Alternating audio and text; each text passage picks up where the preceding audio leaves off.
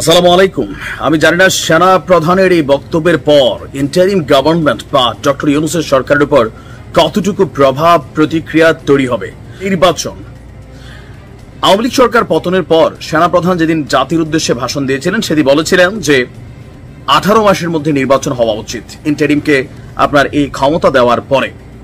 তো এই যে গেল 9 মাস সংস্কার, আসলে কোথায় সংস্কার হচ্ছে, কার সংস্কার হচ্ছে, কি সংস্কার হচ্ছে, এটাও জাতির সামনে খুব বেশি দৃশ্যমান করতে পারেননি। তবে একদিকে যমুনা উত্তাল, রাতভর ইশরাকের সমর্থকরা সেখানে আন্দোলন করছেন, অপরদিকে সেনা প্রধান জেনারেল ওয়াকারুজ্জামান তিনি আমাদের সেনানিবাসে সেনা কর্মকর্তাদের উদ্দেশ্যে বেশ লম্বা চূড়া এক ভাষণ দিয়েছেন এবং এইখানে এই মুহূর্তে জাতীয় জীবনে যেই বিষয়গুলো নিয়ে আলোচনা, যে বিষয়গুলো জাতির জন্য প্রয়োজন, সেগুলোকে তিনি মুখ্য হিসাবে সামনে নিয়ে এসেছেন।